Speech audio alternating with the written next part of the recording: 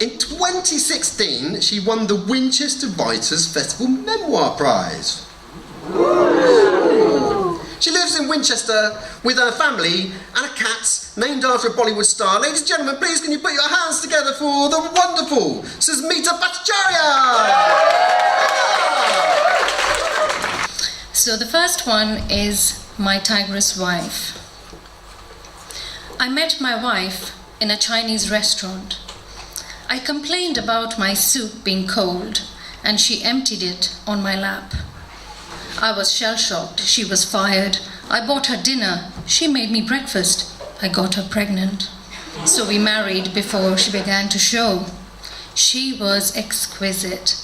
Thick black bangs over almond-shaped eyes, rosebud lips and tiny twinkling teeth. Flat square face with red apples for cheeks. A lisp in her speech, red talons for nails. Soft round belly that grew and grew. She cooked a banquet every night. The aromas in the street led to our door.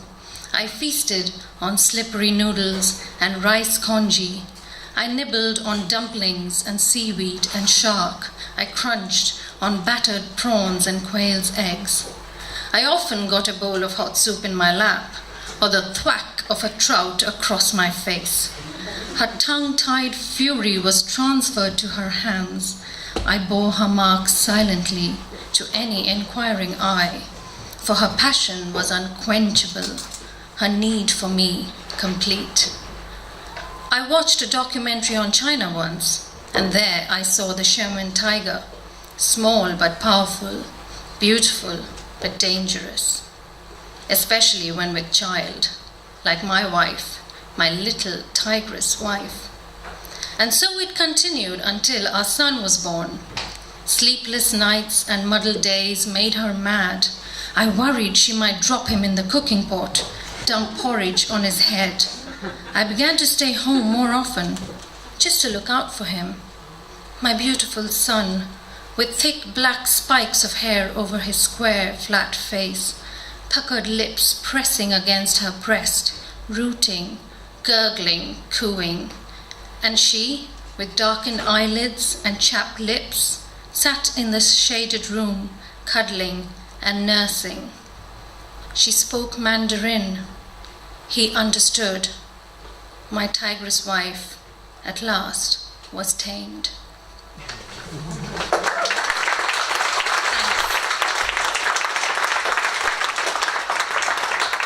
And the second one is inspired from the partitioning of India and Pakistan, and there was so much on the news that it inspired me to write this story. And it's called Setting Free the Spirits. She craves a fresh egg, clear and warm and slippery, one that she has picked from a clutch in the hen house, a feather still clinging to its shell, the sharp stench of bird emanating from it. She craves sitting in the courtyard, her fingers encircling this egg, salivating as she anticipates the moment she will crack the shell over her mouth, the liquid slipping in and golden yolk coating the roof of her mouth. But she can have neither. The courtyard is now in a different country, a few miles to the west, but 1,000,000 miles away. The hens are lost, along with her grandmother and everything she holds dear. She joins the hundreds like her, making their way to a new country where they must begin again. And on the way she loses the things she carried along with her. Her trinket box, her embroidered handkerchief, her silver necklace, and the ribbon in her braid. She hopes that one day she can follow the trail back and, like in the fairy tale, find her house studded with almonds, shakalpadi, and pomegranates, welcoming her back into its familiar embrace. At night, when the blackness pins her down to the bed, she imagines herself on that train. She is crushed in that tiny space, the smell of sweat and urine and fear gagging her. She has to crouch and squeeze her body into the crevice under the seat so that when they come to butcher them, she may have a chance of escape. And always she sees the glint of the sword making its way to her throat.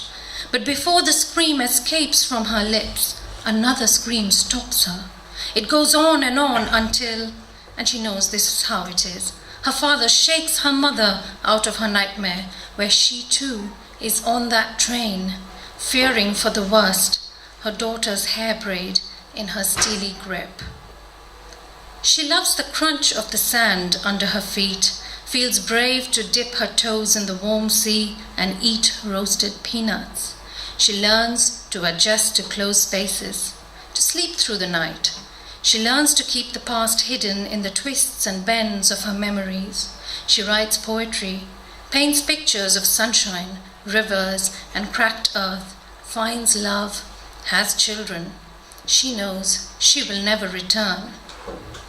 Decades later, on another continent, she will open those rusty doors into the past. She will wonder why people are talking about her journey, her loss, when at that time nobody cared. She will speak of it to her grandchildren and watch on television the village that she had left. She will recognize the village well, where they had washed, and they will cry together. But there is promise in her grandchildren's tears that they will not forget. And in the depths of sleep, she will return to that courtyard, in her red slippers, chasing the hens, collecting the eggs, and laughing with her grandmother, finally laughing. Thank you.